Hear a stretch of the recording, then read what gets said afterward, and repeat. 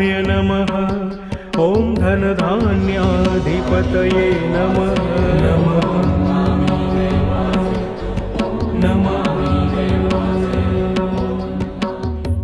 ॐ यक्षाय नमः।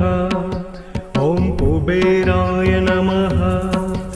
ॐ वैश्रवणाय नमः। ॐ धनधान्याधिपतये नमः।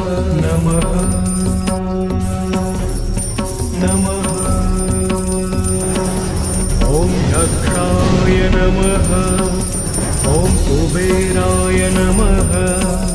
ॐ वैश्रवणाय नमः। ॐ धनधान्याधिपतये